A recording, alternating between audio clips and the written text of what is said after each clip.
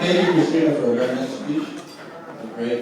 I know everybody wants to get to their dinner and have some drinks and have a good time, so I try to keep my speech very simple and very short.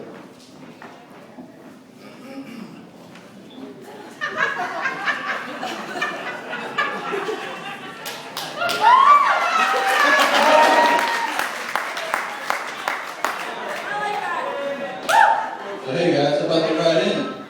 That's why they call it Long Island. I'm just kidding, it's not going to be like that. All right. First, I'd like to give my respects to the parents of the bride and groom. Mr. and Mrs. Rosado, this must be such a happy moment for you, and I must say you have done an excellent job of raising Maggie into the terrific woman she is today. Maggie is one of the classiest and sweetest girls that I've ever met. As a matter of fact, yeah, Maggie. I could say I probably haven't even ever heard her curse. Probably her only setback would be her taste in men. Mr. Bergman. How you doing, Mr. Bergman? Mr. Bergman, what a proud moment this also must be for you. Ever since I've known Mike, he's always been there for me if I needed help, and I know him to be a very dedicated and hard-working person. I remember one summer, he was struggling through a calculus course, and he asked me for help. Of course, I told him I would help him out, but I didn't know what I was getting myself into. I thought it would be maybe a day or two out of the week, but Mike was over my house almost every single day for an entire month. Multiple hours a day, just until you just constantly learn calculus, call me at random points in time, and just try to learn it until he passed the class. Now the point of the story isn't that Mike is horrible at math, but that he's a dedicated person, and he always has his eye on the prize. And in this case, Maggie is the prize, and forever will be the prize. Aww. And Mr. Bergman, I'm fully confident that he will do whatever it takes to keep her happy for the rest of their lives.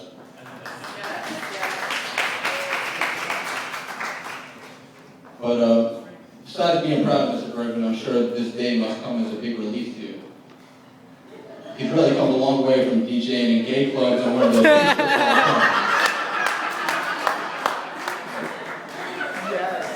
Sir, I don't know if it paid better or if you just like the village people. Regardless, we were all very worried. And we were both equally as happy than you for this day.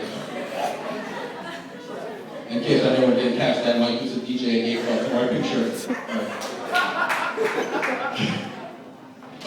Maggie, I don't know if Mike ever told you the full story about the day you guys first met, but I feel it's my responsibility as best man to tell everyone here exactly what happened. It was Cinco de Mayo 2006. Mike, let's make it. You're welcome.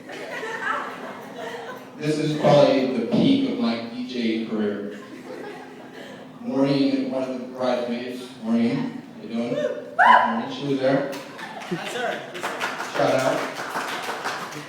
Me and her are good friends for a long time. We've been in communication, and then we said, hey, why don't we just hang out, Cinco de Mayo, let's all go out and have a few drinks. So she brought her roommate, which was Maggie, throughout college, and Mike happened to be around. So we go out, house party here and there, and we have a few drinks, we're socializing. And probably the second house party, I look over, and I see Mike and Maggie talking in the corner.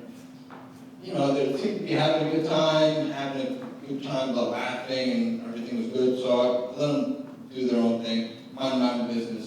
It wasn't maybe 20, 30 minutes, maybe? 20 minutes? Of them talking that Mike comes up to me in a very serious manner. And he says, this is no exaggeration, he says to me, James, I'm going to marry that girl.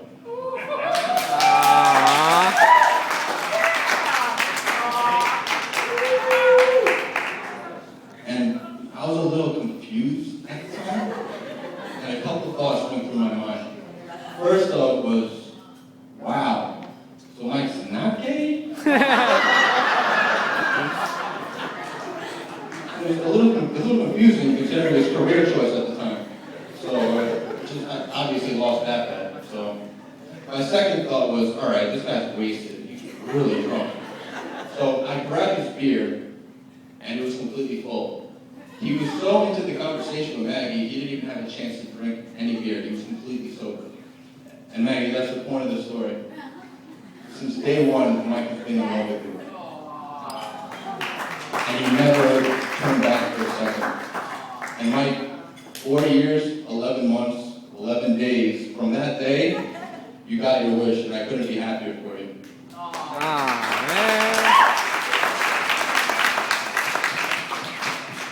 Mike, Maggie, I wish you luck, but you don't need it. The two of you are the definition of soulmates, and I've never met two people who are more meant for each other than you two. You know, if you ever need anything at all, you can always count on me. I wish you the best, and I thank you for making me part of your special day. Oh, and Mike, one last thing. If you ever feel the need to reminisce on old memories, you go in the DJ booth and spin a few tracks.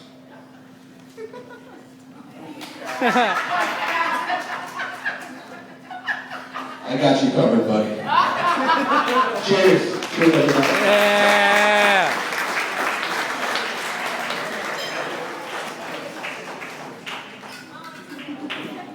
All right, let's give it up for the best man.